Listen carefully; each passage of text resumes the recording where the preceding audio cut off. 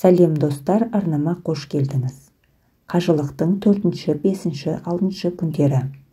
Ташрих күндері. Ташрих күндері Зүлхиджа айының 11-і басталады. Ташрих деп етті күннің көзіне жайып кептіруді айтады. Айттан кейінгі 3 күнде құрбандыққа шалынған малдардың еттерін күнге кептіру әдетке айналғандықтан Құрбан айт күнінен кейінгі 3 күн ташрих күндері деп аталып кеткен. Парыз тауабы мен сағи амалдарын орындап болғаннан кейін қажылар тас лақтыру үшін Минаға оралады. Ташрихтың 1-ші күні. Минада бесі намазын оқып, түстен кейін қажылар жамаратқа тас лақтыру үшін жаяу жолға шығады. Бұл күні 3 жамаратқа да тас лақтырылады. Яғни әр жамаратқа 7 тастан 21 тас лақтырылады. 1-ші және 2-ші діңгекке тас лақтырып болғаннан кейін жүзін құбылаға бұрып дуға оқу сүннет. Ал 3-ші діңгек, яғни ақаба жамаратына тас лақтырғаннан кейін дуға оқылмайды. Тас атқаннан кейін қайта Минаға келеді. Ташрихтың 2-ші күні. Бұл күні 11-ші Зүлхиджа күнгі амалдар қайталанады. Тас лақтырып болғаннан кейін Минадан Меккеге кетуге рұқсат етіледі. Ташрихтың 3-ші күні. Ташрихтың 1-ші және 2-ші күні тас атқан кісіге 13-ші Зүлхиджа күнінде тас атпай-ақ Минадан Меккеге кетуге рұқсат етіледі.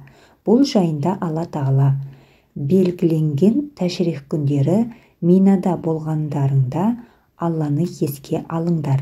Сонда кім асыққан болса, 2 күнде аяқтауда күнә жоқ, және 3-ші күнге қалған кісіге де күнә жоқ. Әрине, егер қажылықта және үйлеріне оралғанда тақуалық қылса, Алладан қорқыңдар және қиямет күні оның алдына жиналатындарыңды біліңдер, деп айтқан.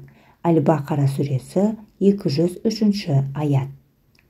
Егер қажы Минада 3-ші күні таң атқаннан кейінге қалса, оған міндетті түрде сол күні де жамараттарға тас лақтыру керек болады.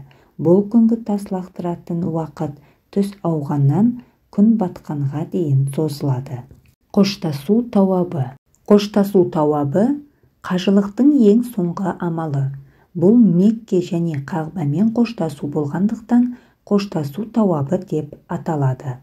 Ибн Аббас, Алла әкесі екеуіне разы болсын, қажылық біткеннен кейін адамдардың барлығы жан-жаққа кетіп жатқан еді. Сонда пайғамбарымыз оған Алланың игілігі мен сәлемі болсын, бұлай деді: үймен қоштаспайынша ешкім Меккеден кетпесін. Имам Аль-Бухари, имам Муслим. Қажылар қоштасу тауабын Меккеден елге қайтар алдында орындайды. Әйелдер хайыз және нифас кезінде қоштасу тауабын орындауларына болмайды. Умрада қоштасу тауабы жасалынбайды. Алла барлық мұсылмандардың ниеті мен тілеген тілек дұғаларын қабыл етсін.